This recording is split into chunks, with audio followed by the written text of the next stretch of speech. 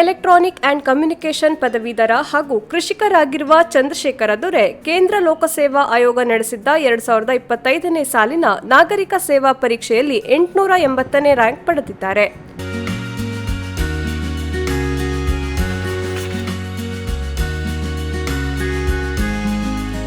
ಯಾದಗಿರಿ ಜಿಲ್ಲೆಯ ಶಹಾಪುರ ತಾಲೂಕಿನ ಚೆನ್ನೂರ ಗ್ರಾಮದ ನಿವಾಸಿಯಾಗಿರುವ ಚಂದ್ರಶೇಖರ ನಾಗರಿಕ ಸೇವಾ ಪರೀಕ್ಷೆ ತೆಗೆದುಕೊಳ್ಳಲು ಬಯಸುವವರು ಹೇಗೆ ತಯಾರಿ ನಡೆಸಬೇಕು ಎನ್ನುವ ಬಗ್ಗೆ ಸಲಹೆ ನೀಡಿದ್ದಾರೆ.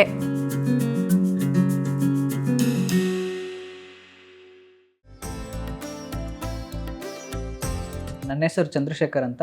ನಾನು ಮೂಲತಃ ಯಾದಗಿರಿ ಜಿಲ್ಲೆಯ ಶಹಾಪುರ ತಾಲೂಕಿನ ಚೆನ್ನೂರ್ಕೆ ಗ್ರಾಮದವನು. ನಮ್ಮ ತಂದೆ ಹೆಸರು ಮಾನಶಪ್ಪ ದೊರೆ ಅಂತ, ನಮ್ಮ ತಾಯಿ ಹೆಸರು ರತ್ನಮ್ಮ. ನನಗೆ ಇಬ್ಬರು ಅಣ್ಣಂದಿರು, ದೇವೇಂದ್ರಪ್ಪ ಮತ್ತು ಶರಣಬಸಪ್ಪ. ಆ್ಯಂಡ್ ಮತ್ತು ನಮಗೆ ದೊಡ್ಡಕ್ಕ ಒಬ್ಬರು ರೇಣುಕಾ ಅಂತ. ನಮ್ಮದು ಮೂಲತಃ ಕೃಷಿ ಕುಟುಂಬ, ಅಗ್ರಿಕಲ್ಚರ್ ಡಿಪೆಂಡೆಂಟ್ ಫ್ಯಾಮಿಲಿ ನಮ್ಮದು. ನಮ್ಮ ಎರಡನೇ ಅಣ್ಣ ಬಂದ್ಬಿಟ್ಟು ಅವರು ಕೂಡ ಕೃಷಿ ಕೆಲಸದಲ್ಲಿ ತೊಡಗಿಸ್ಕೊಂಡಿದ್ದಾರೆ. ನಮ್ಮ ಮೊದಲನೇ ಅಣ್ಣ ದೇವೇಂದ್ರ ಅವರು ಇಂಡಿಯನ್ ಇನ್ಸ್ಟಿಟ್ಯೂಟ್ ಆಫ್ ಹಾರ್ಟಿಕಲ್ಚರ್ ರಿಸರ್ಚಲ್ಲಿ ಸೀನಿಯರ್ ಸೈಂಟಿಸ್ಟಾಗಿ ಕೆಲಸ ಮಾಡ್ತಿದ್ದಾರೆ ಅವರು. ನಂದು ಶಿಕ್ಷಣ ಬಂದ್ಬಿಟ್ಟು ನಂದು ಪ್ರೈಮರಿ ಎಜುಕೇಷನ್ 1 to 7 ನಮ್ಮ ಹಳ್ಳಿಯಲ್ಲಿ ನಡೆಯಿತು, ಸರ್ಕಾರಿ ಹಿರಿಯ ಪ್ರಾಥಮಿಕ ಶಾಲೆ ಚೆನ್ನೂರ್ಕೆಯಲ್ಲಿ. ಹಾಗೆ ನನ್ನ ಹೈಸ್ಕೂಲ್ ಬಂದುಬಿಟ್ಟು ಸರ್ಕಾರಿ ಪ್ರೌಢಶಾಲೆ ಹೊಸದುರ್ಗದಲ್ಲಿ 8th to 10th ಕಂಪ್ಲೀಟ್ ಮಾಡಿದೆ ಮೇಡಮ್. ನಂದು PUC Sarvajna PU college of science ಗುಲ್ಬರ್ಗದಲ್ಲಿ ಕಂಪ್ಲೀಟ್ ಮಾಡಿದ್ದೀನಿ. ನನ್ನ ಡಿಗ್ರಿ ಬಂದುಬಿಟ್ಟು BMS ಕಾಲೇಜ್ ಆಫ್ ಇಂಜಿನಿಯರಿಂಗ್ ಬೆಂಗಳೂರಲ್ಲಿ ಎಲೆಕ್ಟ್ರಾನಿಕ್ಸ್ ಆ್ಯಂಡ್ ಕಮ್ಯುನಿಕೇಷನ್ ಇಂಜಿನಿಯರಿಂಗ್ ಸ್ಟ್ರೀಮಲ್ಲಿ ಕಂಪ್ಲೀಟ್ ಮಾಡಿದ್ದೇನೆ ಮೇಡಮ್. ನನ್ನ ಹವ್ಯಾಸ ಬಂದುಬಿಟ್ಟು ಆಲ್ರೆಡಿ ನಮ್ಮದು ಅಗ್ರಿಕಲ್ಚರ್ ಬ್ಯಾಕ್ಗ್ರೌಂಡ್ ಫ್ಯಾಮಿಲಿ ಇರೋದ್ರಿಂದ ಅಗ್ರಿಕಲ್ಚರಲ್ಲಿ ಯಾವಾಗಲೂ ಇಂಟ್ರೆಸ್ಟ್ ಇರ್ತಿತ್ತು. ಬಟ್ ಬೆಂಗಳೂರಲ್ಲಿ ಇವಾಗ ಸ್ಟೇ ಮಾಡ್ತಿರೋದ್ರಿಂದ ಇಲ್ಲೆಲ್ಲ ಅಗ್ರಿಕಲ್ಚರ್ ಮಾಡೋದಾಗೋದಿಲ್ಲ. ಸೊ ಇಲ್ಲಿ ನಮ್ಮ ಓನರ್ ಜೊತೆ ನಾವು ಟೆರೆಸ್ ಗಾರ್ಡನಿಂಗ್, ಸೊ ಅಲ್ಲಿ ಪಾಟ್ಸ್ ಎಲ್ಲ ಇಟ್ಟು ಅಲ್ಲಿ ಫ್ಲವರ್ ಬೆಳೆಸೋದಾಗಿರಲಿ, ಯಾರಾದರೂ ವೆಜಿಟೇಬಲ್ಸ್ ಇರೋದಿಲ್ಲ, ಅದರಲ್ಲಿ ಸ್ವಲ್ಪ ಜಾಸ್ತಿ ಇಂಟ್ರೆಸ್ಟ್ ಇದೆ. ಅದ್ರ ಜೊತೆಗೆ ರೀಸೆಂಟಾಗಿ AI ಎಲ್ಲ ಬಂತಲ್ಲ, ಸೊ AI ಯೂಸ್ ಮಾಡಿಕೊಂಡು ನಮ್ಮ ಹಿಸ್ಟಾರಿಕಲ್ ಪ್ಲೇಸಸ್ಗಳು, ಸಪೋಸ್ ಹಂಪಿಯಲ್ಲಿ ನನಗೆ Hampi about I am very fascinating about Hampi madam. So ಹಂಪಿಯಲ್ಲಿ ಡಿಸ್ಟ್ರಕ್ಷನ್ ಆಗಿರೋ ಟೆಂಪಲ್ಸು, ಅಲ್ಲೆಲ್ಲ ಕನ್ಸ್ಟ್ರಕ್ಷನ್ ಅವೆಲ್ಲ ನೋಡಿಬಿಟ್ಟು ಸೊ AI ಯೂಸ್ ಮಾಡ್ಕೊಂಡು ರೀಕನ್ಸ್ಟ್ರಕ್ಟ್ ಮಾಡೋ ಥರ ಟ್ರೈ ಮಾಡ್ತಾ ಇರ್ತೀನಿ ಮೇಡಮ್. ಕೆಲವೊಂದು ಇತ್ತೀಚೆಗೆ ಒಂದು ಟ್ರೈ ಮಾಡಿದ್ದೆ, ವಿಡಿಯೋ ಕೂಡ ಮಾಡಿದ್ದೆ ಅದನ್ನು. ಸೊ ಅದು ಇತ್ತೀಚೆಗೆ ಅಳವಡಿಸಿಕೊಂಡಿರೋ ಹವ್ಯಾಸ ಮೇಡಮ್. ನಮ್ಮದು ಮೂಲತಃ ಗ್ರಾಮೀಣ ಆ್ಯಂಡ್ ಅಗ್ರಿಕಲ್ಚರ್ ಕುಟುಂಬ ಆಗಿರೋದ್ರಿಂದ ನಮ್ಮ ಹಳ್ಳಿಯಲ್ಲಿ ತುಂಬ ನೋಡ್ತಾ ಇದ್ದೆ ಮೇಡಮ್. ನಮ್ಮ ಫ್ಯಾಮಿಲಿ ಆಗಿರಲಿ, ನಮ್ಮ ಹಳ್ಳಿ ಜನ ಆಗಿರಲಿ, ಯಾವ ಥರ ಪ್ರಾಬ್ಲಮ್ಸ್ಗಳನ್ನ ಫೇಸ್ ಮಾಡ್ತಾಯಿದ್ರು. ಅದೇ ರೀತಿಯಾಗಿ ಅವರು ಪ್ರಾಬ್ಲಮ್ಸ್ನ ಬಗ್ಗೆನೂ ಕಂಪ್ಲೇಂಟ್ ಮಾಡ್ತಾಯಿದ್ರು, ಬಟ್ ಯಾರೂ ಅದನ್ನು ಸೊಲ್ಯೂಷನ್ ಹುಡ್ಕೋದ್ರಲ್ಲಿ ಯಾರೂ ತೊಡಗಿಸ್ಕೊಂಡಿರಲಿಲ್ಲ. ಅದೇ ರೀತಿ ನಮ್ಮ ಜನ ಯಾವಾಗಲೂ ಗೌರ್ಮೆಂಟ್ ಸರ್ವೆಂಟ್ಸ್ಗಳನ್ನ ಒಂದು ಒಳ್ಳೆ they are the point for the solution ಥರ ನೋಡ್ತಾಯಿದ್ರು. ಸೊ ಅದು ನನಗೆ ಆವಾಗ UPSC ಅಂತ ಏನು ಇನ್ಸ್ಪಿರೇಷನ್ ಇರಲಿಲ್ಲ, ಬಟ್ ಅವಾಗ ನನಗೆ ಒಂಥರ ಗೌರ್ಮೆಂಟ್ ಸರ್ವೆಂಟ್ಸ್ಗಳಿಗೆ ಈ ಲೆವೆಲ್ಗೆ ರೆಸ್ಪೆಕ್ಟ್ ಇದೆ, ಅವರು ಜನರನ್ನ ಲೈಫ್ನ ಯಾವ ಥರ ಚೇಂಜ್ ಮಾಡ್ಬೋದು ಅನ್ನೋ ಪವರ್ ಇದೆ ಅಂತ ಗೊತ್ತಾಗಿತ್ತು. ಬಟ್ ನನಗೆ SSLCಯಲ್ಲಿ ಕನ್ನಡ ಮಾಧ್ಯಮದಿಂದ ಹೈಯೆಸ್ಟ್ ಮಾರ್ಕ್ಸ್ ಬಂತು ನಮಗೆ ಡಿಸ್ಟಿಕಲ್ಲಿ. ಸೊ ಅವಾಗ ನನಗೆ ಯಾದಗಿರಿ ಡಿಸ್ಟಿಕ್ ಅಡ್ಮಿನಿಸ್ಟ್ರೇಟರ್ಸ್ ಕಡೆಯಿಂದ ಒಂದು ಸನ್ಮಾನ ಕಾರ್ಯಕ್ರಮ ನಡೆಸಿದ್ರು. ಆವಾಗ ನನಗೆ ಈ UPSC ಪಾಸ್ ಮಾಡಿರ್ತಕ್ಕಂಥ DC, SP, IPS, ಸೊ ಅವರೆಲ್ಲ ನೋಡಿದಾಗ ಅವ್ರಿಗಿರೋ ಪವರು, ಅವ್ರಿಗಿರೋ ರೆಸ್ಪಾನ್ಸಿಬಿಲಿಟಿ, ಅವ್ರಿಗಿರೋ ಸೊಸೈಟಿಯಲ್ಲಿ ರೆಸ್ಪೆಕ್ಟ್ ನೋಡಿ ನನಗೂ ಕೂಡ ಆ ಥರ ಆಫೀಸರ್ಸ್ಗಳು ಆಗಬೇಕು ಅಂತ ಗೊತ್ತಾಯಿತು. ಆವಾಗ ನಮ್ಮ ಅಣ್ಣ ಆಗಿರ್ತಕ್ಕಂಥ ದೇವೇಂದ್ರಪ್ಪ ಅವರು ಹೇಳಿದರು, ಸೊ UPSC ಅಂತ ಎಕ್ಸಾಮ್ ಬರುತ್ತೆ, ಈ ಥರ ಅದಕ್ಕೆ 3 ಸ್ಟೇಜಸ್ ಇರುತ್ತೆ, ಇಷ್ಟೆಲ್ಲ ಓದಬೇಕು ಅಂತ. ಸೊ ಆವಾಗ ನನಗೆ UPSC ಪರೀಕ್ಷೆನ ತೊಗೋಬೇಕಂತ ಒಂದು ಟ್ರಿಗರಿಂಗ್ ಪಾಯಿಂಟ್, ಒಂದು ಇನ್ಸ್ಪಿರೇಷನ್ ಅಲ್ಲಿಂದ ಸ್ಟಾರ್ಟ್ ಆಯ್ತು ಮೇಡಮ್. ಪೂರ್ವಭಾವಿ ಪರೀಕ್ಷೆಯಲ್ಲಿ 2 ಪೇಪರ್ ಬರುತ್ತೆ ಮೇಡಮ್, GS ಮತ್ತು ಪೇಪರ್ 2 ಅಲ್ಲಿ CSAT ಅಂತ. ಸೊ GSಗೋಸ್ಕರ ಸಪ್ರೇಟಾಗಿ ಪ್ರಿಪ್ರೇಷನ್ ಅನ್ನೋದನ್ನು ಮೇನ್ಸ್ ಜೊತೆನೇ ಮಾಡ್ತಾಯಿದ್ವಿ. ಸೊ ಇಂಟಿಗ್ರೇಟೆಡ್ ಪ್ರಿಪ್ರೇಷನ್ ಅಂತ, ಪ್ರಿಲಿಮ್ಸ್ ಆ್ಯಂಡ್ ಮೇನ್ಸ್ ಒಟ್ಟಿಗೆ ಮಾಡೋದು. ಸೊ ನಮಗೆ ಮೇನ್ಸಲ್ಲಿ ಸಿಲೆಬಸ್ ಬರುತ್ತೆ ಮೇಡಮ್. ಇವಾಗ 4 GS ಪೇಪರ್ಗೆ ಒಂದು ಸಿಲೆಬಸ್ ಇದೆ. ಸೊ ಆ ಸಿಲೆಬಸ್ ಪ್ರಕಾರ ನೋಟ್ಸ್ ಮಾಡ್ಕೊಂಡ್ಬಿಟ್ಟಿದ್ವಿ. ಸೊ ಇಂಟಿಗ್ರೇಟೆಡ್ ಪ್ರಿಪ್ರೇಷನ್ ಮಾಡೋದ್ರಿಂದ ಮೇನ್ಸ್ಗೂ ಒಟ್ಟೊಟ್ಟಿಗೆ ಮಾಡ್ದಂಗೆ ಆಗುತ್ತೆ. ಸೊ ಆ ಮೇನ್ಸನ್ನ ಏನು ನೋಟ್ಸ್ ಮಾಡಿರ್ತೀವಲ್ಲ ಅದನ್ನು ಪ್ರಿಲಿಮ್ಸ್ಗೋಸ್ಕರನ ರಿವಿಷನ್ ಮಾಡ್ತಾ ಇರ್ತೀವಿ. ಸಪೋಸ್ ಪ್ರಿಲಿಮ್ಸ್ಗೆ ಇನ್ನೊಂದು 2-3 ಮಂತ್ಸ್ ಟೈಮ್ ಇದೆ ಅಂತಂದಾಗ, ಸೊ ಆವಾಗ ನಾವು CSAT ಅದರಲ್ಲಿ ಮ್ಯಾಥಮೆಟಿಕ್ಸು ಮತ್ತು ಇಂಗ್ಲೀಷ್ ಕಾಂಪ್ರಿಹೆನ್ಷನ್ ಅಂತ ಬರುತ್ತೆ ಮೇಡಮ್. ಸೊ ಅದನ್ನು ರಿಗರಸ್ ಆಗಿ ಅರೌಂಡ್ ಲಾಸ್ಟ್ 3-4 ಮಂತ್ಸ್ ರಿಗರಸ್ ಆಗಿ ಪ್ರಾಕ್ಟೀಸ್ ಮಾಡ್ತಾ ಇದ್ವಿ. ಸೊ ಈ ಪೇಪರ್ 1 GSಗೆ ಬಂದುಬಿಟ್ಟು ಆಲ್ರೆಡಿ ಮೇನ್ಸಿಗೆ ಏನು ನಾವು ಪ್ರಿಪ್ರೇಷನ್ ಮಾಡಿದ್ವಿ ಅದನ್ನೇ keep on revision. Like around 3-4 times revision ಮಾಡಿದ್ವಿ ಅಂತಂದ್ರೆ probability of doing wrong, so ಇನ್ನು ಪ್ರಿಲಿಮ್ಸಲ್ಲಿ ಅದು ಕಡಿಮೆ ಮಾಡೋಕ್ಕೋಸ್ಕರ ರಿವಿಷನ್ ಮಾಡ್ತಾಯಿದ್ವಿ ಮೇಡಮ್. ಇದ್ರ ಜೊತೆಗೆ ಕೂಡ ಈ ಲಾಸ್ಟ್ 2-3 ಮಂತ್ಸ್ ಇದ್ದ ಟೈಮಲ್ಲಿ ಈ ಫುಲ್ ಲೆಂಗ್ತ್ ಟೆಸ್ಟ್ ಪೇಪರ್ಸ್ ಬೇರೆ ಬೇರೆ ಕೋಚಿಂಗ್ ಇನ್ಸ್ಟಿಟ್ಯೂಟ್ಗಳು ನಡೆಸೋ ಫುಲ್ ಲೆಂಗ್ತ್ ಟೆಸ್ಟ್ ಪೇಪರ್ಸ್ಗಳನ್ನ ಸೊ ಆ್ಯಸ್ ಇಫ್ ಟೈಮಿಂಗ್ ಪ್ರಕಾರ ಇವಾಗ ನಾವು ಪ್ರಿಲಿಮ್ಸಿಗೆ ಒಂದು ಪೇಪರ್ಗೆ 2 ಅವರ್ಸ್ ಅಂತ ಇರುತ್ತೆ. ಸೊ ಆ 2 ಅವರ್ಸ್ ಟೈಮ್ ಪೀರಿಯಡಲ್ಲಿ ಆ ಕ್ವಶನ್ ಪೇಪರ್ಗಳನ್ನ ಸಾಲ್ವ್ ಮಾಡ್ಕೊಂಡು ಟಿಕ್ ಮಾಡ್ಕೊತಾ ಇದ್ವಿ. ಸೊ ಅದು ನಮಗೆ ಹ್ಯಾಬಿಟ್ ಆಗಲಿ, ಅಲ್ಲಿ ಟೈಮ್ ಕನ್ಸ್ಟೆಂಟ್ ಇಶ್ಯೂ ಫೇಸ್ ಮಾಡಬಾರ್ದು ಅಂತ ಅದನ್ನು ಪ್ರಾಕ್ಟೀಸ್ ಮಾಡ್ತಾ ಇದ್ವಿ ಮೇಡಮ್. ಅದ್ರ ಜೊತೆಗೆ ಕೂಡ ಈ UPSC ಕಂಡಕ್ಟ್ ಮಾಡಿರ್ತಕ್ಕಂಥ ಪ್ರೀವಿಯಸ್ ಇಯರ್ ಕ್ವಶನ್ ಪೇಪರ್ಗಳನ್ನು ಪ್ರಾಪರಾಗಿ ಅನಲೈಸ್ ಮಾಡೋದು. ಸೊ ಈ ಟಾಪಿಕಲ್ಲಿ ಯಾವ ಥರ ಕ್ವಶನ್ ಕೇಳ್ತಿದ್ದಾನ, ಸೊ ಈ ಸಬ್ಜೆಕ್ಟಲ್ಲಿ ಅನಾಲಿಟಿಕಲ್ ಕೇಳ್ತಿದ್ದಾನ ಅಥವಾ ಫ್ಯಾಕ್ಚುಯಲ್ ಥಿಂಗ್ಸ್ ಕೇಳ್ತಿದ್ದಾನ. ಸೊ ನನ್ನ ರಿವಿಷನಲ್ಲಿ ನಾನು ಅನಾಲಿಟಿಕಲಾಗಿ ಪ್ರಿಪೇರ್ ಆಗ್ಬೇಕಾ, ಫ್ಯಾಕ್ಚುಯಲ್ ಥಿಂಗ್ಸ್ ಪ್ರಿಪೇರ್ ಆಗ್ಬೇಕಾ ಅಂತ ನಾನೇ ಒಂದು ಪ್ರಾಪರಾಗಿ ಅನಲೈಸ್ ಮಾಡ್ಕೊತಿದ್ದೆ ಈಚ್ ಸಬ್ಜೆಕ್ಟ್ಗಳಿಗೂ. ಸೊ ಅದೇ ರೀತಿಯಾಗಿ ಅವರು UPSCದವ್ರದ್ದು ಒಂದು ಪ್ಯಾಟ್ರನ್ ಇದೆ ಮೇಡಮ್. ಸೊ ಅವ್ರದ್ದು ಯಾವಾಗಲೂ ಆಪ್ಷನ್ಸ್ಗಳು ಏನು ಕೊಟ್ಟಿರ್ತಾರಲ್ಲ, ಸೊ ಆಪ್ಷನ್ಸ್ಗಳನ್ನು ಈ ಕರೆಂಟ್ ಇವೆಂಟ್ಸಲ್ಲಿ ಏನಾದರೂ ನಡೀತಿದೆಯಾ ಅದಕ್ಕೆ ಲಿಂಕ್ ಮಾಡಿ ನೆಕ್ಸ್ಟ್ ಇಯರ್ ಕ್ವಶನ್ ಮಾಡೋ ಥರ ಇರುತ್ತೆ. ಸೊ ಈ ಥರ ನನಗೆ ಪ್ರೀವಿಯಸ್ ಇಯರ್ ಕ್ವಶನ್ ಪೇಪರ್ಗಳನ್ನು ಪ್ರಾಪರಾಗಿ ಅನಾಲಿಸಿಸ್ ಮಾಡೋದ್ರಿಂದ ಈ ಪ್ರಿಲಿಮಿನರಿ ಸ್ಟೇಜನ್ನು ಪ್ರತಿ ವರ್ಷ ನಾನು ಕ್ಲಿಯರ್ ಮಾಡೋಕ್ಕೆ ಹೆಲ್ಪ್ ಆಯಿತು ಮೇಡಮ್ ನನಗದು. ನಮ್ಮದು ಮುಖ್ಯ ಪರೀಕ್ಷೆಗೆ ಬಂದು ಇನಿಷಿಯಲಿ ಆ್ಯಸ್ ಆ್ಯನ್ ಆಸ್ಪಿರೆಂಟ್ ನಾನು ತುಂಬ ಪ್ರಾಬ್ಲಮ್ ಫೇಸ್ ಮಾಡಿದೆ ಮ್ಯಾಮ್. ಸೊ ಮುಂದೆ ಬರೋ ಆಸ್ಪಿರೆಂಟ್ಸ್ಗಳು ಕೂಡ ಈ ಪ್ರಾಬ್ಲಮ್ ಫೇಸ್ ಮಾಡಬಾರ್ದು ಅಂತ ನನ್ನ ಉದ್ದೇಶ. ಇನಿಷಿಯಲಿ ನಾನು ಜಿಯೋಗ್ರಫಿ ಅನ್ನೋ ಸಬ್ಜೆಕ್ಟ್ ಚೂಸ್ ಮಾಡ್ಕೊಂಡಿದ್ದೆ. So it's like everyone in the race ಅನ್ನೋ ಥರ ಎಲ್ಲರೂ ಜಿಯೋಗ್ರಫಿ ತೊಗೋತಾ ಇದ್ದಾರೆ ಅಂದ್ಕೊಂಡು ನಾನು ಜಿಯೋಗ್ರಫಿ ತೊಗೊಂಡ್ಬಿಟ್ಟು. ಬಟ್ ಆವಾಗ ನನಗೆ ಪ್ರಾಬ್ಲಮ್ಸ್ ಇಶ್ಯೂ ಭಾಳ ಫೇಸ್ ಮಾಡಿದೆ. ಕಂಟಿನ್ಯೂಸ್ ಆಗಿ 3 ಮೇನ್ಸ್ ಬರೆದೆ ನಾನು 2018, 19 ಆ್ಯಂಡ್ 20 ವಿತ್ ಜಿಯೋಗ್ರಫಿ ಮೇನ್ಸಿಂದ. ಬಟ್ 3 ವರ್ಷದಲ್ಲಿ ಕೂಡ ಒಳ್ಳೆ ಮಾರ್ಕ್ಸ್ ತೆಗೆದುಕೊಳ್ಳೋ ಆಗೋದಿಲ್ಲ. ಆವಾಗ ನಾನು ಮೇನ್ಸ್ ಕ್ಲಿಯರ್ ಮಾಡೋಕ್ಕಾಗದೆ the main reason geography subject ಆಗಿಬಿಡುತ್ತೆ. ಸೊ ಆವಾಗ ಏನಾಗಿಬಿಡ್ತು, ನನಗೆ ಪ್ರಾಪರ್ ಅನಾಲಿಸಿಸ್ ಮಾಡೋಕ್ಕಾಗಲಿಲ್ಲ, ಕರೆಕ್ಟಾಗಿ ಆನ್ಸರ್ ಬರೆಯೋಕ್ಕಾಗಲಿಲ್ಲ. ಸೊ ಈ ಐಚ್ಛಿಕ ವಿಷಯವನ್ನು ಸೆಲೆಕ್ಟ್ ಮಾಡೋದಿದೆಯಲ್ಲ madam, very very important madam in mains qualify ಆಗಬೇಕಾಗಿತ್ತಂದ್ರೆ. ಸೊ ಅದನ್ನು ಯಾವ ಥರ ನಾವು ಚೂಸ್ ಮಾಡ್ಬೇಕಂದ್ರೆ, ನಾವು ಸಿಲೆಬಸ್ ನೋಡಿ, ಪ್ರೀವಿಯಸ್ ಇಯರ್ ಕ್ವಶನ್ ಪೇಪರ್ ನೋಡಿಕೊಂಡು, ಆಮೇಲೆ ಕೆಲವೊಂದಿಷ್ಟು ಡೆಮೋ ಕ್ಲಾಸುಗಳು ನೋಡಿಬಿಟ್ಟು, ಓಕೆ ನಾವು ಈ ಸಬ್ಜೆಕ್ಟನ್ನು ಕಂಪ್ಲೀಟಾಗಿ ಅರ್ಥ ಮಾಡಿಕೊಂಡು ಈ ಕ್ವಶನ್ ಪೇಪರ್ಗಳನ್ನ ಸಾಲ್ವ್ ಮಾಡೋ ಕೆಪಾಸಿಟಿ ಆಗುತ್ತಾ ಇಲ್ಲ ಅಂತ ಯೋಚನೆ ಮಾಡಿ ತೊಗೋಬೇಕು. ಸೊ ಇವಾಗ ನಾವು ಫೇಲ್ಯೂರ್ ಕಂಡ ಮೇಲೆ ನೆಕ್ಸ್ಟ್ ನಾನು ಆಂಥ್ರೋಪಾಲಜಿಗೆ ಶಿಫ್ಟ್ ಆದ 2022 ಮೇನ್ಸ್ ಬರೆದೆ, 23 ಬರೆದೆ, ಈ 25 ಆಂಥ್ರೋಪಾಲಜಿ ಆಪ್ಷನ್ನಿಂದ ನಾನು ಕ್ವಾಲಿಫೈ ಆಗಿದ್ದೀನಿ ಮೇಡಮ್. ಸೊ ಈ optional subject is very important ನನ್ನ ಪರ್ಸ್ಪೆಕ್ಟಿವಲ್ಲಿ. ಇವಾಗ ನಾನು ಆಂಥ್ರೋಪಾಲಜಿ ಇವಾಗ ನಂದು ಆಪ್ಷನಲ್ ಸಬ್ಜೆಕ್ಟು.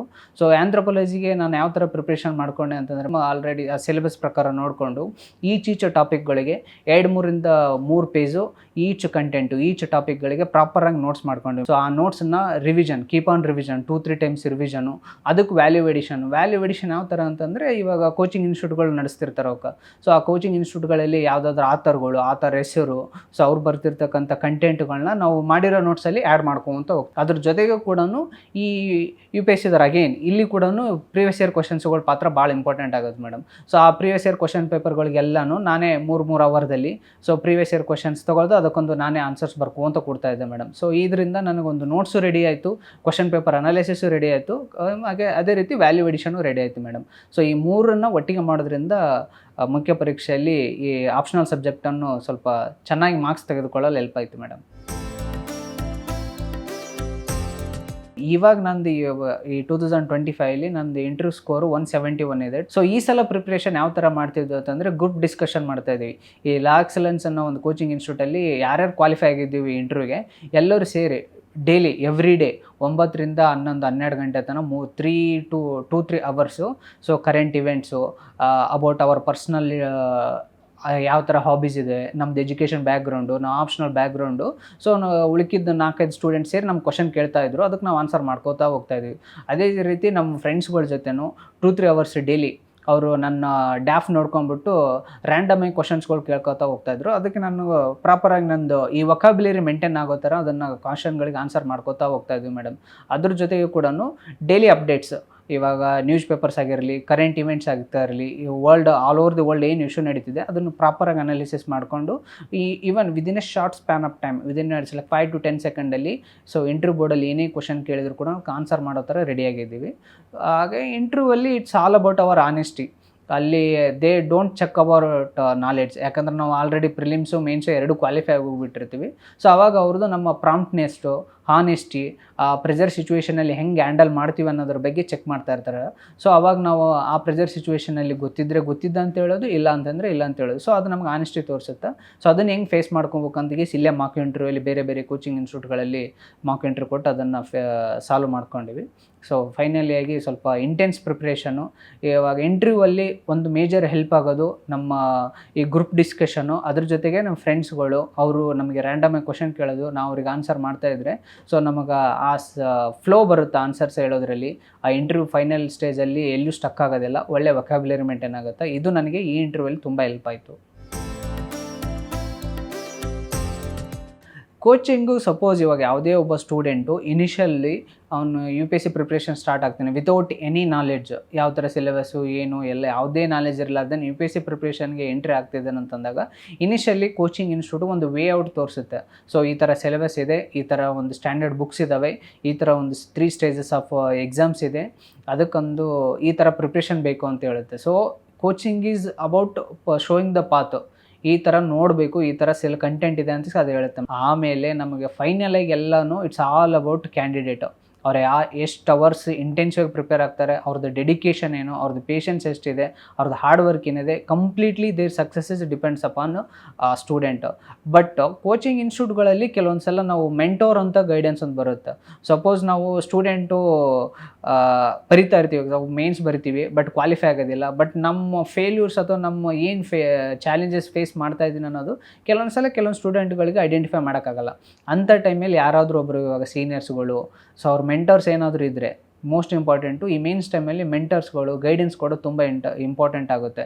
ಸೊ ಈ ಥರ ನೀನು ತಪ್ಪು ಮಾಡ್ತಾ ಇದೆ, ಏನಿದೆ ಸಪೋಸು ಹ್ಯಾಂಡ್ ರೈಟಿಂಗ್ ಇಶ್ಯೂ ಆಗ್ತಾ ಇದೆ, ಕ್ವಶನ್ಸ್ಗಳು ಕಂಟೆಂಟ್ ಕರೆಕ್ಟಾಗಿ ಬರ್ತಿಲ್ಲ, ಡಿಮ್ಯಾಂಡ್ ಅಡ್ರೆಸ್ ಮಾಡ್ತಿಲ್ಲ, ಆ ಥರ ಏನಾದರೂ ನಾವು ಬರೆದಿರೋ ಆನ್ಸರ್ಸ್ಗಳನ್ನ ಚೆಕ್ ಮಾಡಿ ಎವಾಲ್ಯೂಯೇಟ್ ಮಾಡಿ ಈ ಥರ ಹೇಳ್ಬಿಟ್ರು ಅಂತಂದ್ರೆ ಕೋಚಿಂಗ್ ಇನ್ಸ್ಟಿಟ್ಯೂಟ್ಗಳಲ್ಲಿ ಗೈಡೆನ್ಸ್ ಮೆಂಟರ್ಸ್ ಥರ ಯಾರು ಇರ್ತಾರಲ್ಲ ಅದು ಹೆಲ್ಪ್ ಆಗುತ್ತೆ. ಬಟ್ ಇನಿಷಿಯಲ್ ಸ್ಟೇಜಲ್ಲಿ ಅವ್ರದ್ದು ಜಸ್ಟ್ ಒಂದು ಪಾತ್ ತೋರಿಸ್ತಾರೆ. But entire preparation is depends upon candidate, ಯಾವ ಥರ ಡೆಡಿಕೇಶನ್ ಹಾರ್ಡ್ ವರ್ಕ್ ಅವ್ರು ಕೊಡ್ತಾರೆ ಅದ್ರ ಮೇಲೆ ಅವ್ರ ಸಕ್ಸಸ್ ಡಿಪೆಂಡ್ ಆಗಿರುತ್ತೆ. UPSCಗೆ news paper part is very very important. For example ಇವಾಗ ಇಂಟರ್ವ್ಯೂ ಸ್ಟೇಜಲ್ಲಿ ನಾವು ಆಲ್ಮೋಸ್ಟ್ 2-3 ಮಂತ್ಸು ಎರಡೆರಡು ನ್ಯೂಸ್ ಪೇಪರ್ ಡೈಲಿ ಓದ್ಕೋತಾ ಹೋಗ್ತಾ ಇದ್ದೀವಿ. ಅದು ನಮಗೆ current event up to date ಇಟ್ಟಿರುತ್ತೆ. ಸೊ ಯಾವ ಥರ all over the world issue ಏನಾಗ್ತಿದೆ, ನಮ್ಮ ಇಂಡಿಯಾದಲ್ಲಿ ಏನಾಗ್ತಿದೆ, ನಮ್ಮ ಸ್ಟೇಟಲ್ಲಿ ಏನಾಗ್ತಿದೆ, ಬೆಸ್ಟ್ ಎಕ್ಸಾಂಪಲು ನಮ್ಮ ಸ್ಟೇಟಲ್ಲಿ ಏನಾಗ್ತಿದೆ ಅಂತಿಗೆ ಐಡೆಂಟಿಫೈ ಮಾಡೋಕ್ಕೆ ಪ್ರಜಾವಾಣಿ ಇಶ್ಯೂ ನ್ಯೂಸ್ ಪೇಪರ್ ಭಾಳ ಇಂಪಾರ್ಟೆಂಟ್ ಆಗಿತ್ತು. One important benefit from Prajavani news paper ಏನಂತಂದರೆ, ನಾವು KS ಪ್ರಿಪ್ರೇಷನ್ ಆಗ್ತಿರ್ಬೇಕಾದ್ರೆ, ನಾನು KS 2022 ಇಂಟರ್ವ್ಯೂ ಕೊಟ್ಟಿದ್ದೆ, 20ಯಲ್ಲಿ ಕೊಟ್ಟಿದ್ದೆ. ಸೊ ಆ ಟೈಮಲ್ಲಿ ನಮಗೆ KSದು ಏನೇನು ಇಶ್ಯೂ ಆಗುತ್ತೆ, ಕರೆಂಟ್ ಅಫೇರ್ಸ್ದಾಗಿರಲಿ, ಗೌರ್ಮೆಂಟ್ ಸ್ಕೀಮ್ಸ್ ಆಗಿರಲಿ, ಗೌರ್ಮೆಂಟ್ದು ಎನಿಥಿಂಗ್ ಪ್ರೋಗ್ರಾಮ್ಸ್ಗಳಾಗಿರಲಿ, ಅದ್ರ ಬಗ್ಗೆ ಎಲ್ಲ ಇನ್ ಡೀಟೇಲ್ ಅನಾಲಿಸಿಸ್ ನ್ಯೂಸ್ ಪೇಪರ್ಸಿಂದ ಪಡೆದುಕೊಳ್ತೀವಿ. ಸೊ ಅದನ್ನು ನೋಟ್ಸ್ ಮಾಡ್ಕೊಂಡು ಇಟ್ಕೊ ಅಂತಂದ್ರೆ ಕರೆಂಟ್ ಅಫೇರ್ಸ್ನ ಇಶ್ಯೂ ಫೇಸ್ ಮಾಡೋಕ್ಕಾಗೋದಿಲ್ಲ. ಸೊ ಈ ಕರೆಂಟ್ ಅಫೇರ್ಸ್ ರಿಲೇಟೆಡ್ ಯಾವುದೇ ಮ್ಯಾಟ್ರನ್ನ ಪ್ರಾಪರಾಗಿ ಅಂಡರ್ಸ್ಟ್ಯಾಂಡಿಂಗ್ ಮಾಡ್ಕೊಂಡು ಅದ್ರ ಬೆನಿಫಿಟ್ ಪಡ್ಕೊಳ್ಳೋಕೆ news papers role very important ಆಗುತ್ತೆ ಮೇಡಮ್. ನನಗೆ ಪೂರ್ವಭಾವಿ 2025ರಲ್ಲಿ ಪೂರ್ವಭಾವಿ ಪರೀಕ್ಷೆಯಲ್ಲಿ 95 ಮಾರ್ಕ್ಸ್ ಬಂದಿತ್ತು. ಸೊ ಇವಾಗ ಮುಖ್ಯ ಪರೀಕ್ಷೆಯಲ್ಲಿ ಟೋಟಲ್ಲು 743 ಮಾರ್ಕ್ಸ್ ಬಂದಿದೆ. ಸೊ ಇಂಟರ್ವ್ಯೂ ಸ್ಟೇಜಲ್ಲಿ ನನಗೆ 171 ಮಾರ್ಕ್ಸ್ ಬಂದಿದೆ. ಸೊ ನಮಗೆ ಫೈನಲ್ ಸೆಲೆಕ್ಷನ್ ಲಿಸ್ಟಲ್ಲಿ 2 ಹಿಡಿಯೋದು, ಮುಖ್ಯ ಪರೀಕ್ಷೆ ಮತ್ತು ಇಂಟರ್ವ್ಯೂ ಸ್ಟೇಜಲ್ಲಿ. ಸೊ 2 ಸೇರಿಬಿಟ್ಟು ನನಗೆ 914 ಮಾರ್ಕ್ಸ್ ಬಂದಿದೆ ಮೇಡಮ್ ಟೋಟಲ್. UPSC ಪರೀಕ್ಷೆಯನ್ನು ಎದುರಿಸಲು ಫಸ್ಟ್ ಆ್ಯಸ್ ಎ ಕ್ಯಾಂಡಿಡೇಟ್ ಆಗಿ ನಾನು ಯೋಜನೆ ರೂಪಿಸ್ಕೊಂಡಿರೋದು consistency is the key. So UPSC ಅನ್ನೋದು ಅನ್ಸರ್ಟನಿಟಿ, ಹೇಳೋಕ್ಕಾಗೋದಿಲ್ಲ ಯಾವ ಇಯರಲ್ಲಿ ಕ್ವಾಲಿಫೈ ಆಗ್ತೀವಿ ಏನಿಲ್ಲ ಅಂತ. Always on average every candidate takes around 4 to 5 years. So ಆ 4 to 5 yearsನ್ನು ನಾವು ಮೇಂಟೈನ್ ಮಾಡ್ಬೇಕು, ಅದೇ ಕನ್ಸಿಸ್ಟೆನ್ಸಿ ಮೇಂಟೈನ್ ಮಾಡಬೇಕಾಗಿತ್ತು ಅಂತಂದ್ರೆ so dedication, hard work, patience, these are the 3 mantras very important for every aspirant. So ಈ 3 ಮಂತ್ರಾಸ್ ನಾವು irrespective of our education background, ಈ 3 ಮಂತ್ರಾಸ್ ಇಟ್ಕೊಂಡಿವಿ ಅಂತಂದ್ರೆ ಈ ಲಾಂಗ್ ಇಯರ್ಸು ಪರ್ಸ್ಯೂ ಮಾಡ್ಬೋದು ಈ ಪ್ರಿಪ್ರೇಷನ್ನ. ಇಲ್ಲ ಅಂತಂದರೆ ಸೊ ಕನ್ಸಿಸ್ಟೆನ್ಸಿ ಇಲ್ಲ ಅಂತಂದರೆ ಇವತ್ತು ಒಂದು 10 hours ಓದಿದೆ, ನಾಳೆ ಒಂದು 2 hours ಓದಿದೆ, so it's doesn't work like that. So consistency maintain ಮಾಡಬೇಕು. ನಮ್ಮ preparation should be is an part of our life, habit ಆಗಬೇಕು. ಅಂದಾಗ ಮಾತ್ರ ಸೊ ನಾವು ಪ್ರಿಪ್ರೇಷನ್ ಬಿಟ್ಟು ಬೇರೆ ಸ್ಟೇಜ್, ಬೇರೆ ಆಲ್ಟರ್ನೇಟಿವ್ ಪಾತ್ ಅಥವಾ ಬೇರೆ ಥರ ಯಾವುದಾದ್ರೂ ಆ್ಯಕ್ಟಿವಿಟೀಸ್ಗಳಲ್ಲಿ ಇನ್ವಾಲ್ವ್ ಆಗೋದಿಲ್ಲ. ಅದ್ರ ಜೊತೆಗೆ ಕೂಡ ಈ ಪ್ರಿಪ್ರೇಷನ್ನ ಒಂದು proper strategy strategy means in terms of notes making, in terms of revision, in terms of test series solve, in terms of valuation. So ಈ ಸ್ಟ್ರಾಟಜಿ ತುಂಬ important. So everyone work, ಇವಾಗ ಹಾರ್ಡ್ ವರ್ಕ್ ಎಲ್ಲರೂ ಮಾಡ್ತಾರೆ, but hard ವರ್ಕ್ನ ಒಂದು proper ಚಾನಲಲ್ಲಿ ಮಾಡಬೇಕು. ಅಂದಾಗ ಮಾತ್ರ ನಾವು ಡಿಮ್ಯಾಂಡ್ ಏನಿರುತ್ತೆ UPSC ಆ ಡಿಮ್ಯಾಂಡ್ನ ಮೀಟ್ ಆಗೋಕ್ಕೆ ಸಾಧ್ಯ. So strategy is very important. Strategy ಜೊತೆಗೆ guidance to seek others help. ಇವಾಗ ನನ್ನ ಕೇಸ್ ತೊಗೊಂಡ್ರೆ ನಾನು ಇನಿಷಿಯಲ್ ಫೀವರ್ಸಲ್ಲಿ ತುಂಬ ಒಬ್ಬನೇ ಓದ್ಕೋತಿದ್ದೆ. ಸೊ ಅವಾಗ ನನ್ನ ಪ್ರಾಬ್ಲಮ್ಸ್ ಏನು ಅಂತ ನನಗೆ ಐಡೆಂಟಿಫೈ ಮಾಡ್ಕೊಳ್ಳೋದಾಗಿರೋ ಅದು ಸಾಲ್ವ್ ಮಾಡ್ಕೊಳ್ಳೋಕ್ಕಾಗಲಿಲ್ಲ. When I reach out to others, so ಈ ಥರ ಇಲ್ಲ ನಿಂದು ಹ್ಯಾಂಡ್ ರೈಟಿಂಗ್ ಇಶ್ಯೂ ಇದೆ ಅಂತಂದಾಗ ನಾನು ಹ್ಯಾಂಡ್ ರೈಟಿಂಗ್ ಕ್ಲಾಸ್ ಸೇರಿಕೊಂಡು ಅದನ್ನು ಇಂಪ್ರೂವ್ಮೆಂಟ್ ಮಾಡಿಕೊಂಡೆ. ಸೊ ಅಂದಾಗ ಮಾತ್ರ ನನಗೆ ಈ ಸ್ಟೇಜಿಗೆ ಬರೋಕ್ಕೆ ಸಾಧ್ಯ ಆಯಿತು. So seeking out help others, mentor, guidance, these 3 things are very important. Initial ಇಯರ್ಸಲ್ಲಿ ಇವಾಗ ಹೊಸದಾಗಿ ಯಾರಾದರೂ UPSC ಎಂಟರ್ ಆಗ್ತಿರ್ತಾರಲ್ಲ ಅವರಿಗೆ most important NCERT books. NCERT books 6 to 12. So each subject social science, ಇವಾಗ geography, history, so each social science ಇವೆಲ್ಲ books, humanitarian subject ಏನು ಸೇರುತ್ತೋ 6 to 12. ಸೊ ಅದು ಚೆನ್ನಾಗಿ ಓದ್ಕೊಂಡ್ರು ಅಂತಂದ್ರೆ ಅವ್ರಿಗೊಂದು ಪ್ರಾಪರ್ ಫೌಂಡೇಶನ್ ಬೀಳುತ್ತೆ. So next UPSC syllabus standard ಬುಕ್ಸಲ್ಲಿ ಏನು ಕಂಟೆಂಟ್ ಇರುತ್ತೆ ಅದನ್ನು ಅಂಡರ್ಸ್ಟ್ಯಾಂಡ್ ಮಾಡ್ಕೊಳ್ಳೋಕೆ ಈ NCERT ಬುಕ್ಸ್ ತುಂಬ ಇಂಪಾರ್ಟೆಂಟ್ ಆಗುತ್ತೆ ಎವ್ರಿ ಸ್ಟೇಜಲ್ಲೂ. ಅದೇ ರೀತಿಯಾಗಿ ಇವಾಗ ನೆಕ್ಸ್ಟ್ ಸ್ಟ್ಯಾಂಡರ್ಡ್ ಬುಕ್ಸ್ ಅಂತ ಬಂದರೆ ಇವಾಗ ಹಿಸ್ಟ್ರಿಗೆ ಒಂದು RC ಶರ್ಮಾ ಅಂತ ಒಂದು ಬುಕ್ ಬರುತ್ತೆ. ಅದ್ರ ಜೊತೆಗೂ ಇಲ್ಲಿ ಇಂಪಾರ್ಟೆಂಟ್ NCERT ಬುಕ್ಕು ಒಂದು ಥೀಮ್ಸ್ ಪಾರ್ಟ್ 1, ಪಾರ್ಟ್ 2, ಪಾರ್ಟ್ 3 ಅಂತ ಒಂದು ಏನ್ಸೆಂಟ್ ಮಿಡಿವಲ್ಲು ಮಾಡರ್ನ್ ಹಿಸ್ಟ್ರಿ ಕೊಡುತ್ತಾ. ಅದೇ ರೀತಿಯಾಗಿ ಅಲ್ಲಿ ಇನ್ನೊಂದು ಹಿಸ್ಟ್ರಿಯಲ್ಲಿ ಕೂಡ ಇನ್ನೊಂದು ಬುಕ್ ಬರುತ್ತೆ ನಮ್ಮದು ಎಲ್ಲರೂ ಸ್ಪೆಕ್ಟ್ರಮ್ ಅಂತದ್ದು. ಇವನ್ ನಾವು ಪ್ರಿಲಿಮ್ಸ್ಗೂ ಓದ್ಕೋಬೋದು, ಮೇನ್ಸ್ಗೂ ಓದ್ಕೋಬೋದು. ಅದೇ ರೀತಿ ನಾವು ಬಿಪಿನ್ ಚಂದ್ರನೂ ಬುಕ್ ಓದ್ಕೋಬೋದು ಹಿಸ್ಟ್ರಿಯಲ್ಲಿ, ಮಾಡರ್ನ್ ಹಿಸ್ಟ್ರಿಗೆ. ಸೊ ಇವನ್ ಹಿಸ್ಟ್ರಿಯಲ್ಲಿ ಕೂಡ art and culture. So 11th and 12th 2 NCERT books ಬರುತ್ತೆ. ಅದ್ರ ಜೊತೆಗೂ ಕೂಡ ನಿತಿನ್ ಸಿಂಘಾನಿ ಅನ್ನೋ ಒಂದು ಬುಕ್ ಬರುತ್ತೆ. ಸೊ ಇವಾಗ ಹಿಸ್ಟ್ರಿ ಪಾರ್ಟ್ ಕಂಪ್ಲೀಟ್ ಆಗುತ್ತೆ. ಅದೇ ರೀತಿಯಾಗಿ ನಮಗೆ ಇವಾಗ ಎಕನಾಮಿ ಪಾರ್ಟ್ಗೆ ಒಂದು NCERT ಬುಕ್ ಇದೆ. ಸೊ ಮ್ಯಾಕ್ರೋ ಎಕನಾಮಿಕ್ಸ್ ಅಂತ. ಅದ್ರ ಜೊತೆಗೆ ಕೂಡ ಒಂದು ಸ್ಟ್ಯಾಂಡರ್ಡ್ ಬುಕ್ಸ್ ಅದನ್ನು ರೆಫರ್ ಮಾಡ್ಕೋಬೋದು. ಇವಾಗ ನಾವು ಮೃಣಾಲ್ ವೀಡಿಯೋಸ್ ನೋಡ್ಕೋಬೋದು, ಇಲ್ಲ ಇವಾಗ ಶ್ರೀರಾಮ್ IAS ಬುಕ್ಸ್ ಓದ್ಕೋಬೋದು, ಇಲ್ಲ ಅಂತಂದರೆ ಇನ್ನೊಂದು ಸ್ಟ್ಯಾಂಡರ್ಡ್ ಬುಕ್ಸ್ ಬರುತ್ತೆ ಅದನ್ನು ಕೂಡ ಓದ್ಕೋಬೋದು. ಸಪೋಸ್ ಜಿಯೋಗ್ರಫಿಗೆ NCERT ಬುಕ್ಸು, ಇವಾಗ ಫಿಸಿಕಲ್ ಜಿಯೋಗ್ರಫಿಯಲ್ಲಿ fundamental principle of physical geography ಅಂತ ಬರುತ್ತೆ, ಆಮೇಲೆ ಇಂಡಿಯನ್ ಫಿಸಿಕಲ್ ಜಿಯೋಗ್ರಫಿ ಅಂತ ಬರುತ್ತೆ. ಅದೇ ರೀತಿಯಾಗಿ ರಿಸೋರ್ಸಸ್ ಇರೋ ಪಾರ್ಟ್ಗೆ NCERT ಬುಕ್ಸ್ ಇದ್ದಾವೆ. ಇಲ್ಲ ಅಂತಂದರೆ PMF IAS ಅಂತ ಒಂದು ಬುಕ್ ಬರುತ್ತೆ. ಸೊ ಅದು ಎಂಟೈರ್ ಇಂಡಿಯನ್ ಜಿಯೋಗ್ರಫಿ, ಅದು ರಿಲೇಟೆಡ್ ಎಲ್ಲ ಇವೆಂಟ್ಸು ಕವರ್ ಮಾಡುತ್ತೆ. ಅದೇ ರೀತಿಯಾಗಿ ಜಿಯೋಗ್ರಫಿಯಲ್ಲಿ GC ಲೇಯಿಂಗ್ ಅಂತ ಒಂದು ಫಿಸಿಕಲ್ ಜಿಯೋಗ್ರಫಿ ರಿಲೇಟೆಡ್ ಎಕ್ಸ್ಪ್ಲೇನ್ ಆಗುತ್ತೆ. ಸೊ ಪೊಲಿಟಿಗೆ every one uses Laxmikanth help ಆಗುತ್ತೆ. ಅದೇ ರೀತಿಯಾಗಿ ಕಾನ್ಸ್ಟಿಟ್ಯೂಷನ್ ಎಟ್ ವರ್ಕ್ ಅಂತ ಒಂದು NCERT ಬುಕ್ ಇದೆ. ಅದ್ರ ಜೊತೆಯಾಗಿ ಇನ್ನೊಂದು ಡೆಮೋಕ್ರಸಿ ರಿಲೇಟೆಡ್ NCERT ಬುಕ್ಸ್ ಬರುತ್ತೆ. ಸೊ ಪೊಲಿಟಿಗೆ ಅದು ಹೆಲ್ಪ್ ಆಗುತ್ತೆ. ಅದ್ರ ಜೊತೆಗೆ ಕೂಡ ಎಕ್ಸ್ಟ್ರಾ ಏನಾದರೂ ಯೂಸ್ ಮಾಡೋದು ಸುಭಾಷ್ ಕಶ್ಯಪ್ ಅಂತ ಒಂದು ಬುಕ್ ಬರುತ್ತೆ. ಅದು ಇಟ್ಸ್ ಟು ವ್ಯಾಸ್ಟು, ಬಟ್ ಮೇನ್ ಸ್ಟೇಜಲ್ಲಿ ತುಂಬ ಹೆಲ್ಪ್ ಆಗುತ್ತೆ. ಅದೇ ರೀತಿಯಾಗಿ ಎನ್ವೈರ್ಮೆಂಟ್ಗೆ ಶಂಕರ್ IAS ಅಂತ ಒಂದು ಕೋಚಿಂಗ್ ಇನ್ಸ್ಟಿಟ್ಯೂಟ್ ಬುಕ್ ಇದೆ. ಅದು ತುಂಬ ಯೂಸ್ಫುಲ್ ಆಗುತ್ತೆ ಈ ಬೇಸಿಕ್ ರಿಲೇಟೆಡ್ ಥಿಂಗ್ಸಿಗೆ. ಬಟ್ ಎನ್ವೈರ್ಮೆಂಟ್ಗೆ we have to go through current affairs a lot, ಈ ಸಬ್ಜೆಕ್ಟ್ಗಳು. ಮತ್ತು ಇದ್ರ ಜೊತೆಗೆ ಕೂಡ ಆಪ್ಷನಲ್ ಡಿಪೆಂಡ್ಸ್ ಅಪಾನ್ ವೇರಿಯಸ್ ಆಪ್ಷನ್ಸ್ಗಳು. ಇವಾಗ ಆಂಥ್ರೋಪಾಲಜಿಗೆ, ಜಿಯೋಗ್ರಫಿಗೆ, ಸೊ ಅವ್ರವ್ರ ಸಬ್ಜೆಕ್ಟ್ಗಳಿಗೆ ಸ್ಟ್ಯಾಂಡರ್ಡ್ ಬುಕ್ಸ್ ಅಂತ ಇರ್ತವೆ. ಆ ಸ್ಟ್ಯಾಂಡರ್ಡ್ ಬುಕ್ಸ್ಗಳನ್ನ ರೆಫರ್ ಮಾಡೋದ್ರ ಜೊತೆಗೂ value addition is most about your previous year question papers. So ಅವ್ರನ್ನ ಚೆನ್ನಾಗಿ ಅನಲೈಸ್ ಮಾಡ್ಕೊಂಡೆ ಅಂತಂದರೆ ಒಂದು ಒಳ್ಳೆ ನೋಟ್ಸ್ ರೆಡಿ ಆಗುತ್ತೆ. ಸೊ ಅದನ್ನು ನಾವು ಕೀಪ್ ಆನ್ ರಿವಿಷನ್ ಮಾಡೋದ್ರಿಂದ ಈ ಎಕ್ಸಾಮಲ್ಲಿ ಈ ಸ್ಟೇಜಿಗೆ ರೀಚ್ ಆಗ್ಬೋದು. ಕನ್ನಡ ಮಾಧ್ಯಮದ ವಿದ್ಯಾರ್ಥಿಗಳಿಗೆ ಮೋಸ್ಟ್ಲಿ 1 to 10th ಕನ್ನಡದಲ್ಲಿ ಓದಿರ್ತಾರೆ. ಗ್ರ್ಯಾಜುಯೇಷನ್ ಇಂಗ್ಲೀಷಲ್ಲಿ ಮಾಡಿದ್ರು ಕೂಡ, ಬಟ್ ಅವ್ರದ್ದು ಅಂಡರ್ಸ್ಟ್ಯಾಂಡಿಂಗ್ ಇನಿಷಿಯಲ್ ಫೌಂಡೇಶನ್ ಅನ್ನೋದು ಏನಿರುತ್ತೆ ಅದು ಕನ್ನಡದಲ್ಲಿ ಇರುತ್ತೆ. ಸೊ ಅವರು ಏನು ಮಾಡಬೇಕಂದ್ರೆ ಇನಿಷಿಯಲಿ ಸ್ವಲ್ಪ ಎಫರ್ಟ್ ಜಾಸ್ತಿ ಆಗಬೇಕಾಗುತ್ತೆ ಕಂಪೇರಿಟಿವ್ಲಿ ಅದರ್ ಮೀಡಿಯಮ್ ಸ್ಟೂಡೆಂಟ್ಸ್ ಪ್ರಕಾರ. ಯಾಕೆ as it's a neck throat competition all over India ಇರೋದ್ರಿಂದ ನಮ್ಮ ಎಫರ್ಟ್ ಅವ್ರಿಗಿಂತ ಜಾಸ್ತಿ ಇರಬೇಕಾಗುತ್ತೆ. ಸೊ ಮೇಜರ್ಲಿ ಅವರು ಇಶ್ಯೂ ಫೇಸ್ ಮಾಡೋದು ಕನ್ನಡ ಮಾಧ್ಯಮದವರಪ್ಪ ಅಂತಂದರೆ ಸಿ ಸ್ಯಾಟಲ್ಲಿ ಏನಾಗುತ್ತೆ ಅಂದರೆ ಮ್ಯಾಥಮೆಟಿಕ್ಸು ಮತ್ತು ಇಂಗ್ಲೀಷ್ ಕಾಂಪ್ರೆನ್ಷನ್ ಇರುತ್ತೆ. ಸೊ ಇಂಗ್ಲೀಷ್ ಕಾಂಪ್ರೆನ್ಷನ್ ಅವ್ರಿಗೆ ಸ್ವಲ್ಪ ಕಷ್ಟ ಆಗುತ್ತೆ. But again mathematics aptitude skills ಕಡಿಮೆ ಇರುತ್ತೆ. ಸೊ ಮ್ಯಾಥಮೆಟಿಕ್ಸು ಮತ್ತು ಕಾಂಪ್ರೆನ್ಷನ್ನ ಜಾಸ್ತಿ. ಇವಾಗ ಅವರು 2 months ಬಿಫೋರ್ ಪ್ರಿಲಿಮ್ಸಿಗೆ ಸ್ಟಾರ್ಟ್ ಮಾಡ್ಕೊಂಡ್ರೆ ನಾವು ಒಂದು ಕನ್ನಡ ಮಾಧ್ಯಮದವರು ಒಂದು ಅರೌಂಡ್ 3-4-5 months ಬಿಫೋರ್ ಸ್ಟಾರ್ಟ್ ಮಾಡ್ಕೋಬೇಕು. ಸೊ ನಮ್ಮದು ಈ ಪ್ರಿಪ್ರೇಷನ್ ಜಾಸ್ತಿ ಇರಬೇಕಾಗುತ್ತೆ. ಸೊ ಅದೇ ರೀತಿಯಾಗಿ ಬಟ್ ಕೆಲವೊಂದು ಕನ್ನಡ ಮಾಧ್ಯಮದವರು ಎಂಟೈರ್ ಮೇನ್ಸ್ ಎಕ್ಸಾಮ್ ಕನ್ನಡದಲ್ಲಿ ಬರೀತಿರ್ತಾರೆ. ಸೊ ಅವ್ರ ಪ್ರಿಪ್ರೇಷನ್ ಬುಕ್ಸ್ ಏನಿರ್ತಾವ ರಿಸೋರ್ಸಸ್ ಏನಿರುತ್ತೆ, ಆಮೇಲೆ ಅವ್ರು ಮಾಡೋ ನೋಟ್ಸ್ ಕೂಡ ಕನ್ನಡದಲ್ಲೇ ಮಾಡ್ಕೊಂಡ್ರೆ ಇನ್ನೂ ಬೆಟರ್ ಆಗುತ್ತೆ. ಸೊ ಕನ್ನಡದಲ್ಲಿ ಮಾಡ್ಕೋದ್ರಿಂದ ರಿವಿಷನ್ ಚೆನ್ನಾಗಾಗುತ್ತೆ. ಬಟ್ ಇಂಗ್ಲೀಷಲ್ಲಿ ನೋಡಿ ಅದನ್ನು ಟ್ರಾನ್ಸ್ಲೇಟ್ ಮಾಡಿಕೊಂಡು ಸ್ವಲ್ಪ ಜಾಸ್ತಿ ಟೈಮ್ ತೊಗೊಳುತ್ತೆ. ಸೊ ಅವರು ಕನ್ನಡ ರಿಸೋರ್ಸಸ್ ಕನ್ನಡದಲ್ಲೇ ತುಂಬ ಜನ ಬರೆದಿದ್ದಾರೆ. ಸೊ ಅವ್ರು ರಿಸೋರ್ಸಸ್ ಮೆನ್ಷನ್ ಮಾಡಿರ್ತಾರೆ. ಸೊ ಆ ರಿಸೋರ್ಸಸ್ ಯೂಸ್ ಮಾಡ್ಕೊಂಡು ಕನ್ನಡದಲ್ಲಿ ಪ್ರಿಪೇರ್ ಆಗ್ಬೋದು. ಸೊ ಕನ್ನಡ ಮಾಧ್ಯಮ ಅಥವಾ ಗೌರ್ಮೆಂಟ್ ಸ್ಕೂಲು ಇಲ್ಲ ಗ್ರಾಮೀಣ ಭಾಗದಿಂದ ಬರೋರಿಗೆ ಒಂದೇ ಕಿಮ್ಮತ್ತು, it's all about your dedication and hard work. ಬೇರೆ ಸ್ಟೂಡೆಂಟ್ಗಳಿಗಿಂತ ನಿಮ್ಮದೊಂದು ಎಫರ್ಟ್ ಜಾಸ್ತಿನೇ ಇರಬೇಕಾಗುತ್ತೆ, ಯಾಕಂದ್ರೆ ಆ ಲೆವೆಲಿಗೆ ಕಾಂಪಿಟೇಷನ್ ಬೇಕಾಗುತ್ತೋ. So dedication and hard work ಸ್ವಲ್ಪ ಜಾಸ್ತಿ ಬರಬೇಕು ನಮ್ಮ ಕನ್ನಡ ಮಾಧ್ಯಮ ವಿದ್ಯಾರ್ಥಿಗಳಲ್ಲಿ.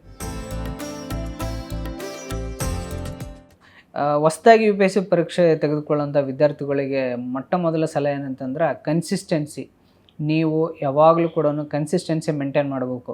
Consistency in terms of reading, in terms of notes making, in terms of your day to day life activities like ಲೈಬ್ರರಿಗೆ ಹೋಗೋದಾಗಿರಲಿ, ಇಷ್ಟು ಅವರ್ ಓದೋದಾಗಿರಲಿ. ಸೊ ಇಟ್ಸ್ ಇವಾಗ ಸಪೋಸ್ ಒನ್ ಡೇಯಲ್ಲಿ ಸಪೋಸ್ ಒಂದು 7-8 ಅವರ್ಸು ಅಥವಾ 8-10 ಅವರ್ಸ್ ಓದ್ತೀವಿ ಅಂತ ಅಂದ್ಕೊಳ್ಳೋಣ. So it's not about quantity of hours you reading, it's all about ಅವ್ರ ಕ್ವಾಲಿಟಿ. ಎಷ್ಟು ಓದಿ ಅದನ್ನು ಎಷ್ಟು ಕಾಂಪ್ರಿಹೆಂಡ್ ಮಾಡಿಕೊಂಡು ಎಷ್ಟು ಚೆನ್ನಾಗಿ ಅರ್ಥ ಮಾಡ್ಕೋತೀರಾ, ಅಷ್ಟು ಚೆನ್ನಾಗಿ ನೋಟ್ಸ್ ಮಾಡ್ಕೊಳ್ತೀರಾ ಅನ್ನೋದು ಇಂಪಾರ್ಟೆಂಟ್ ಆಗುತ್ತೆ. ಸೊ ಅದ್ರ ಜೊತೆಗೆ ಕೂಡ ಹೊಸ ವಿದ್ಯಾರ್ಥಿಗಳಿಗೆ ನೀವು ಆಪ್ಷನಲ್ ಚೂಸ್ ಮಾಡೋದನ್ನು ಮೋಸ್ಟ್ ಇಂಪಾರ್ಟೆಂಟು. ಸೊ ನೋಡಿ, ಆಪ್ಷನಲ್ ಚೂಸ್ ಮಾಡಬೇಕಾದ್ರೆ ಕೇಳಿ, ಎಲ್ಲರಿಗೂ ಕೂಡ ನಿಮ್ಮ ಸೀನಿಯರ್ಸ್ಗೆ ಕೇಳಿ, ಇಲ್ಲ ಅಂತಂದರೆ ಯಾರು ಕೋಚಿಂಗ್ ಇನ್ಸ್ಟಿಟ್ಯೂಟಲ್ಲಿ ಕೇಳಿ. ಅವ್ರು ಕೇಳೋ ಜೊತೆಗೆ ನಿಮ್ಮದು ಒಂದು ಅನಾಲಿಸಿಸ್ ಇರಲಿ. ಸಿಲೆಬಸ್ ನೋಡಿಕೊಂಡು, ಸಿಲೆಬಸ್ ಜೊತೆ ಪ್ರೀವಿಯಸ್ ಇಯರ್ ಕ್ವಶನ್ ಪೇಪರ್ ನೋಡಿಕೊಂಡು ಒಂದೆರಡು ಡೆಮೋ ಕ್ಲಾಸ್ ಅಟೆಂಡ್ ಮಾಡಿ. ಸೊ ಆ ಡೆಮೋ ಕ್ಲಾಸಸ್ಸಲ್ಲಿ ನಿಮ್ಗೆ ಅರ್ಥ ಆಯ್ತಾ ಇಲ್ವಾ, ಸೊ ಅರ್ಥ ಮಾಡ್ಕೊಂಡಿದ್ದನ್ನು ಆನ್ಸರ್, ಪ್ರೀವಿಯಸ್ ಇಯರ್ ಕ್ವಶನ್ಗೆ ಆನ್ಸರ್ ಬರೆಯೋಕ್ಕಾಗುತ್ತಾ ಇಲ್ವಾ, ಸೊ ಆನ್ಸರ್ಸ್ಗಳನ್ನ ಟು ದ ಪಾಯಿಂಟ್ ಎಷ್ಟಿದೆ ಅದು ಎವಾಲ್ಯೂಯೇಟ್ ಮಾಡ್ಕೊಳ್ಳಿ, ಇಲ್ಲ ಬೇರೆಯವ್ರ ಕಡೆಯಿಂದ ಎವಾಲ್ಯೂಯೇಷನ್ ಮಾಡಿಸಿ. ಸೊ ಆನ್ಸರ್ಸ್ಗಳನ್ನ UPSC ಡಿಮ್ಯಾಂಡ್ ಇರುತ್ತೆ, ಸರ್ಟನ್ ಡಿಮ್ಯಾಂಡ್, ಆ ಡಿಮ್ಯಾಂಡಿಗೆ ಮೀಟ್ ಆಗ್ತಾ ಇದೆಯಲ್ಲ, ಅದರಿಂದ ನಮ್ಮ ಮಾರ್ಕ್ಸ್ ಚೆನ್ನಾಗಿ ಬರುತ್ತಾ ಇಲ್ವಾ ಅನ್ನೋದು ನೋಡ್ಕೋಬೇಕು. ಅದ್ರ ಜೊತೆಗೆ ಕೂಡ ಹೊಸದಾಗಿ ಬರೋದು ಒಂದು ಪ್ರಾಪರ್ ಸ್ಟ್ರಾಟಜಿ ಇರಲಿ. ಸ್ಟ್ರಾಟಜಿ ಇನ್ ದ ಸೆನ್ಸು ಎಷ್ಟು ಡೈಲಿ ಎಷ್ಟು ಅವರ್ ಓದ್ಕೊಳ್ಳಿ, ಅಥವಾ ಯಾವುದೋ ಸಬ್ಜೆಕ್ಟೇ ಡೈಲಿ ಓದಲ್ಲ, ಅಥವಾ ಕಟ್ ಬೈ ಕಟ್ ಓದಲ್ಲ. ಇವತ್ತು ಒಂದು 3 ಅವರ್ಸ್ ಒಂದು ಸಬ್ಜೆಕ್ಟ್, ಇನ್ನೊಂದು 3 ಅವರ್ಸ್ ಬೇರೆ ಸಬ್ಜೆಕ್ಟ್, ಆ ಥರ ಓದ್ಕೊಳ್ಳೋದ. ಸೊ ಒಂದು ಮ್ಯಾಕ್ರೋ ಅಂದರೆ ಒಂದು ಲಾರ್ಜ್ ಟಾರ್ಗೆಟ್ ಜೊತೆನೂ ಮಿನಿ ಟಾರ್ಗೆಟ್ ಅನ್ನೋದಿರಲಿ. ಸೊ ಅಂದಾಗ ಮಾತ್ರ ಒಂದು ಅಕೌಂಟಬಿಲಿಟಿ ಇರುತ್ತೆ ನಮ್ಮ ಕಡೆಯಿಂದ. ಓಕೆ, ನಾ ಈ ಟಾರ್ಗೆಟ್ನ ಈ ದಿನದೊಳಗಡೆ ಈ ಅವರ್ದೊಳಗೆ ರೀಚ್ ಆಗಬೇಕಂತ. So strategy is a very important. ಅದ್ರ ಜೊತೆಗೆ ಕೂಡ ಹೊಸದಾಗಿರೋರು ಟೆಸ್ಟ್ ಸೀರೀಸ್ ಸ್ವಲ್ಪ ಪ್ರಾಕ್ಟೀಸ್ ಮಾಡಿ. ಟೆಸ್ಟ್ ಸೀರೀಸ್ ಪ್ರಾಕ್ಟೀಸಿಂಗ್ ಪರ್ಪಸ್ಗೆ ಅಷ್ಟೇ, ಬಟ್ ನಿಮ್ಗೆ ಅನಾಲಿಸಿಸ್ ಆಲ್ವೇಸ್ ಇರೋದು ಪ್ರೀವಿಯಸ್ ಇಯರ್ ಕ್ವಶನ್ ಪೇಪರ್ಗಳಲ್ಲಿ ಅನಾಲಿಸಿಸ್ ಮಾಡಿ, ಅದನ್ನು ನೀಟಾಗಿ ನೋಡಿ ಯಾವ ಥರ UPSCದವ್ರು ಕ್ವಶನ್ ಮಾಡ್ತಿದ್ದಾರೆ, ಆ ಕ್ವಶನ್ನ ನಾನು ಏನು ಅಡ್ರೆಸ್ ಮಾಡ್ಕೋಬೇಕು. ಸೊ ನೆಕ್ಸ್ಟ್ ಅನಾಲಿಸಿಸ್ನ ನಿಮ್ಮ ರಿವಿಷನ್ ಪೇಜಲ್ಲಿ ಯೂಸ್ ಮಾಡ್ಕೊಳ್ಳಿ. So these are the tips to new aspirants who are coming to UPSC. ಇವಾಗ ನಂದು UPSC 2025 880ನೇ ರ್ಯಾಂಕು. ಸೊ ಈ ರ್ಯಾಂಕಿಗೆ ನಾನು IRS ಎಕ್ಸ್ಪೆಕ್ಟ್ ಮಾಡ್ಕೋಬೋದು. ಬಟ್ ನಂದು ಯಾವಾಗಲೂ ಆಸೆ ಅಂತ ಕನಸು ಅಂತ ಏನಿರೋದು ಇಂಡಿಯನ್ ಅಡ್ಮಿನಿಸ್ಟ್ರೇಟಿವ್ ಸರ್ವಿಸ್ IAS ಅಂತ. ಸೊ ಇವಾಗ ನೆಕ್ಸ್ಟ್ ಅಟೆಂಪ್ಟ್ ನಾನು ಕೊಡ್ತೀನಿ ಮೇಡಮ್. ಸೊ ನೆಕ್ಸ್ಟ್ ನಂದು ಪ್ರಿಪ್ರೇಷನ್ ಸ್ಟಾರ್ಟ್ ಇದೆ. ಸೊ ನೆಕ್ಸ್ಟ್ ಬರೋ ಕಮ್ಮಿಂಗ್ ಇಯರಲ್ಲಿ ಪ್ರಿಪ್ರೇಷನ್ ಕಂಟಿನ್ಯೂ ಮಾಡಿಕೊಂಡು ಈ IRS ಜಾಯ್ನ್ ಆಗದೇ 1 ಇಯರ್ ಲೀವ್ ತೊಗೊಂಡು ನೆಕ್ಸ್ಟ್ ಪ್ರಿಪ್ರೇಷನ್ ಸ್ಟಾರ್ಟ್ ಮಾಡ್ಕೊಂಡು ಈ ಎಕ್ಸಾಮ್ ಬರೀತೀನಿ madam. So next I am aiming for the Indian administrative service IAS, so to improve my rank. So ಇದು ನಂದು ನೆಕ್ಸ್ಟ್ ಏಮ್ ಮೇಡಮ್.